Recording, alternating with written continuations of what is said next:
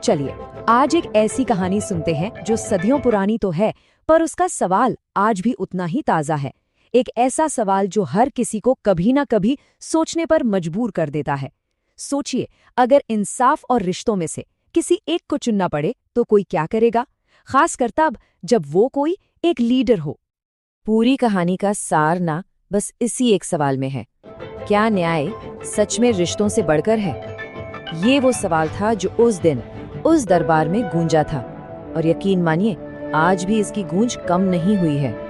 और इस कहानी के जो हीरो हैं वो हैं हजरत उमर रजी अल्लाहु अन्हु। वो अपने इंसाफ के लिए पूरी दुनिया में मशहूर थे। मतलब इंसाफ और हजरत उमर ये नाम एक दूसरे के साथ ही लिए जाते थे। पर क्या होता है जब इंसाफ की सबसे बड़ी मिसाल को अपने ही घर में एक इम्तिहान देना पड़ जाए? तो कहानी शुरू होती है एक शिकायत से। सब कुछ बिल्कुल नॉर्मल था, एक आम सा दिन, दरबार लगा हुआ था।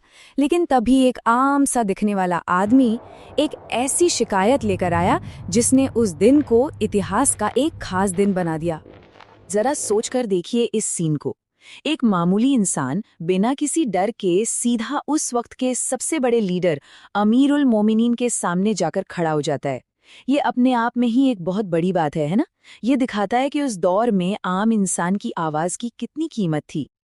और वो आदमी जो इल्जाम लगाता है वो सीधा कहता है, आपके बेटे ने मेरा हक छीन लिया है। बस इतनी सी बात। सोचकर देखिए, उस वक्त के सबसे ताकतवर इंसान के बेटे पर इतना बड़ा इल्जाम, वो भी सबके सामने। कितनी हिम्मत चाहिए होगी इसके लिए। अब यहाँ से कहानी एक बहुत ही नाजुक मोड़ पर आ जाती है। अब बारी थी बुलावे की। सबकी नजरें हजरत उमर पर टिकी थीं। उनका अगला कदम सिर्फ एक शिकायत का फैसला नहीं करने वाला था, बल्कि ये बताने वाला था कि जब हुकूमत और परिवार आमने सामने हों तो जीत किसकी होती है। उस आदमी के शब्द अभी हवा में ही थे कि हजरत उमर ने फौरन अपने बेटे को बुलाने का हुक्म दे दिया। कोई देरी नहीं, कोई सोच विचार नहीं, उनका ये एक्शन बिल्कुल साफ था। इल्जाम की सच्चाई जानना सबसे जरूरी है, फिर चाहे कटघरे में अपना बेटा ही क्यों ना हो। और अब आता है कहानी का सबसे अहम हिस्सा, फैसला। पूरे दरबार में सन्नाटा छा गया था। एक तरफ उम्मीद से देखता फरियादी था और दूसरी तरफ शायद घबराया हुआ बेटा। ये सिर्फ एक केस का फैसला नहीं था, ये वो पल था जो आने वाली पीढ़ियों के लिए इंसाफ का मतलब तय करने वाला था। सबके सामने अपने बेटे की आंखों में देखकर हजरत उमर ने वो शब्द कहे जो हमेशा के लिए इतिहास में दर्ज हो गए।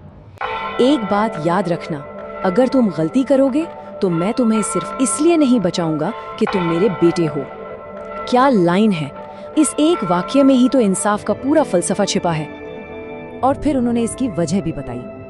अल्लाह की नज़र में इंसाफ सबके लिए बराबर है। इन शब्दों ने ये साफ कर दिया कि न्याय का पैमाना कोई इंसान या उसका रिश्ता नहीं हो सकता। ये तो एक ऐसा उसूल है जो हर हाल में हर किसी के लिए एक जैसा रहता है।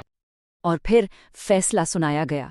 फैसला उस आम आदमी के हक में था और हजरत उमर के अपने बेटे के खिलाफ। उस दिन दरबार में इंसाफ जीता था और एक बाप का रिश्ता कानून के सामने झुक गया था। तो कहानी तो यहाँ खत्म हो जाती है, पर इसका असली मतलब अब शुरू होता है। चलिए